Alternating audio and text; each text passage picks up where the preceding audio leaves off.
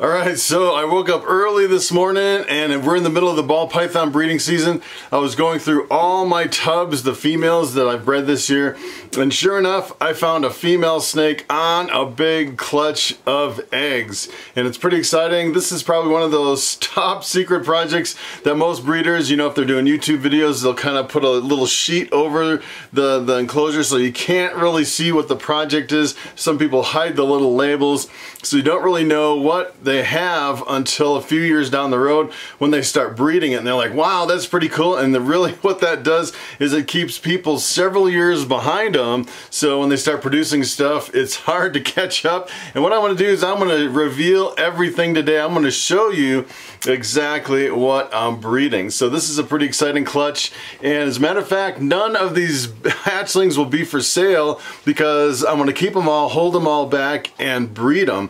And what the pairing is I'm pairing this albino pied with a clown. So essentially what it is, it's the 3 hottest ball python morphs I think on the market. When I put out albinos in my display case, they're always the first to sell, and a lot of people are looking for pieds. A lot of people are working with clowns. I would say they're probably the 3 most popular morphs. And all 3 are actually recessive. So when you breed them together, what you're going to get is you're going to get all normal looking snakes. Probably one of the most expensive normal looking snake that you can buy, as a matter of fact, if you're looking for something similar in a hatchling. So all these babies are going to look normal when they hatch. They'll be het for albino, het for pied, and het for clown. They'll be triple hets. And when you breed them together, you're going to get a whole rainbow of different babies. You'll get albinos, pieds, clowns, albino pieds, albino clowns, and then the crown jewel would be an albino pied clown, which is pretty impressive. And if I do hit the albino pied clown, probably what I'll do is I'll hold a few of those back if I get more than one, and then I'll probably advance the project to the next level, probably unload a lot of this stuff and probably breed the triple visual to another recessive like an axanthic, and you'll get quadruple hets. And I'll work on that project and kind of increase the number of hets as I go further and further into the ball python kind of projects as I advance further and further down the road. So let's check out this female ball python on a clutch of eggs. Alright, so I actually have her over here in my grow out rack. She's only actually 2 years old, and she actually met the weight for breeding. She was over 1,500 grams. This is her very first year laying eggs, and she looks like she has a nice pile of eggs. I was wondering how big these eggs were going to be and how many she would lay, because this is her very first year, and she is probably the smallest snake that I've ever bred for a ball python. So she's looking pretty defensive. Let's see if I can get her off of these eggs here. She's like this. She's eyeing me. She is not very happy, let me tell you. Looks like she has a really big clutch of eggs from what I can see. And wow, take a look at that. She laid some nice big eggs. Looks like 6 eggs. Pretty impressive for such a small snake. She's pretty small. And what I want to do is I'm just going to get her off these eggs, and then I want to move her to an empty tub so we can work on these eggs and set them up in the incubator.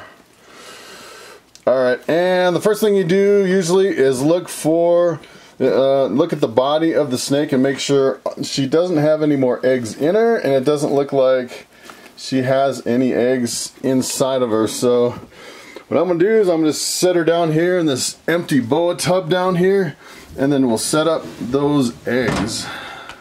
Alright, so this is pretty exciting. I didn't really expect that she would lay 6 eggs. The first thing I'm going to do is I'm going to separate these eggs. I know a lot of people, what they'll do is they'll actually put them all together in the incubator and just kind of, incubate them just like this. The problem is if you incubate them like this, what happens is if you end up with a bad egg, like maybe stuck on the bottom over here, and what it does is it kind of gets really moldy and fuzzy.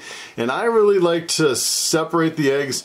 That way if you have a bad egg, then you can pull it from the incubator, maybe put it in a separate box, and then you're not kind of spoiling all the good eggs with the bad eggs. And the funny thing about ball python eggs is they get stuck together. Pretty much the older they are, the more they get stuck together. You can tell these have been probably laid maybe late last night, and they've been in there for quite a while. What I do is I just kind of slowly work them apart. And boy, let's see if I can if I can get these apart. And sometimes you're almost forced to keep them together if they're stuck too much and if you can't get them apart. But these look like they will come apart. And let's see. There we go. The big thing is you really don't want to. You don't want them to get a hole in them. I actually had one earlier this year, the first time I've ever done it, and I was actually pulling them apart, and one of them ripped and it had a little hole in it. And the funny thing is they kind of have like a positive pressure inside the egg, and as soon as I kind of popped a hole in it, it just kept leaking and leaking and leaking. And to fix that, what I did is I actually put a Band-Aid on the egg, and it pretty much stopped leaking. And then the next day I went in and took the Band-Aid off, and that egg is perfectly fine. So I thought that was kind of interesting. So all these came apart fairly easy. The next thing I'm going to do is candle these eggs. So from here, what I'm going to do is turn out some lights. And I'll pull out my little pen light. I just have this little pen light that I use for candling eggs. Let me turn out this light. And let me candle some eggs. Alright, so the idea behind candling is to get the embryo on top of the egg. So essentially what you want is you have to find the embryo first, and they say if you put the embryo on the top of the egg, then you have a better hatch rate. So if you can see kind of right here on top, it kind of jiggles a little bit. That is the embryo. Let me change my zoom a little bit here. And what I do is I just mark it with a Sharpie. Put a little X right on the embryo, because you want, when you're incubating eggs, you want that embryo to be on top for the whole 2 months of incubation. You can see right here that the embryo is right on top here. Let's do the third one. Embryo's right on top. Here's the fourth one. This one's right on top too.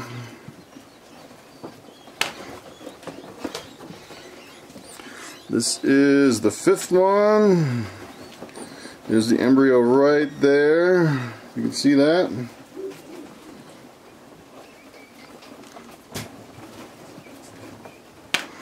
And then the last one. Embryo is right there on top.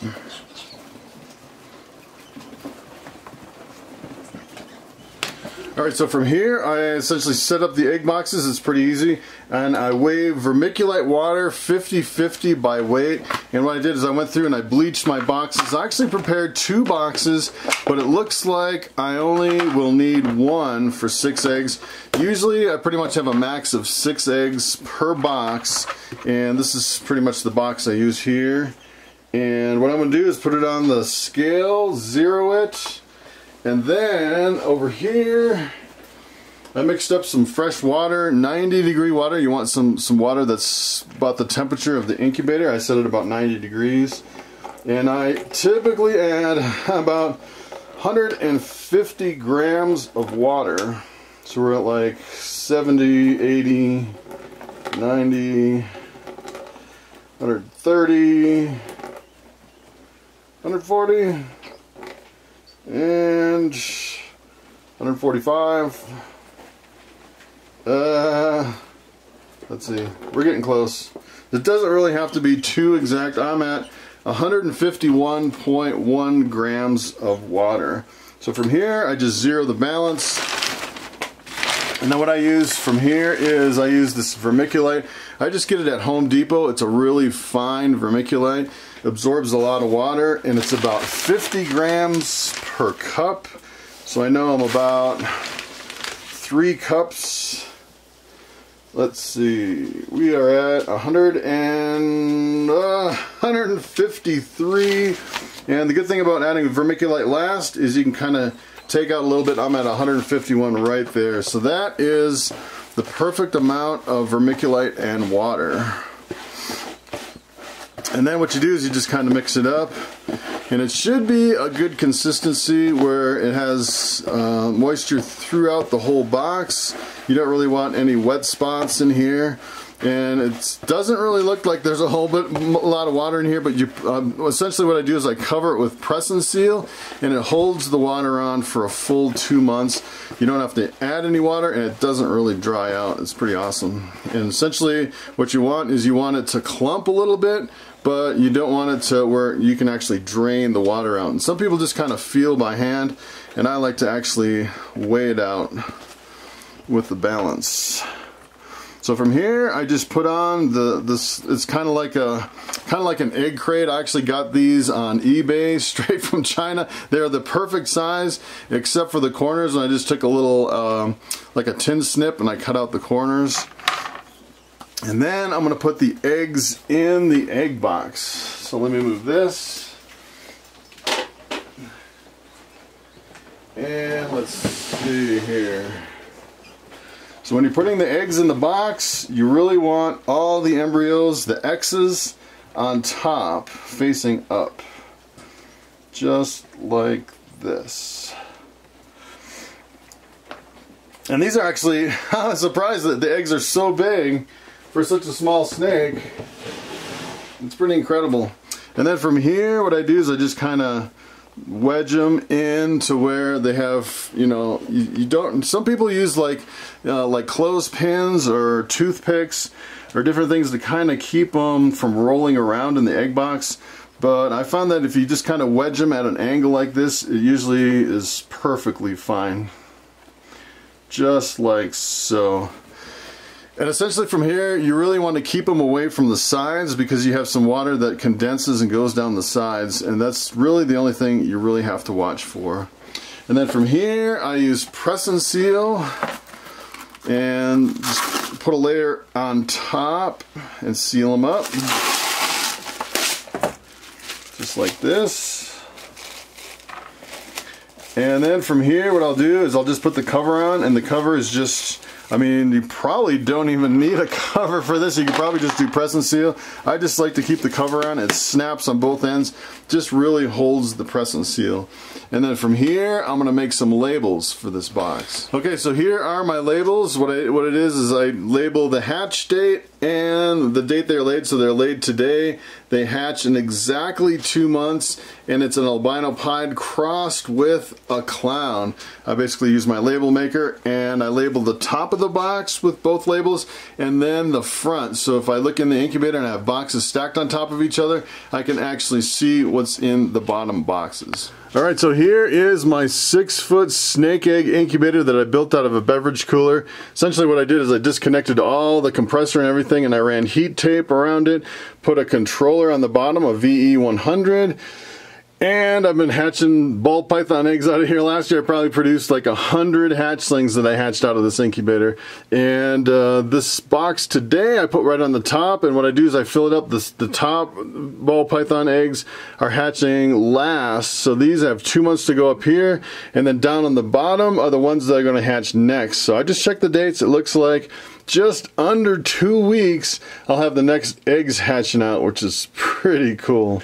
Alright, so there you have it. There's nothing more exciting than setting up fresh snake eggs in the incubator. 2 months from now, we should have some new baby snakes. And don't forget, actually, tomorrow I will be at the Denver Repsicon, June 15th and 16th, 2019. And I'll be setting up my table full of ball python hatchlings with my display. You come and check it out, buy a snake if you're interested, or just come to meet me and check out the show. So thanks for watching, and I will see you next time.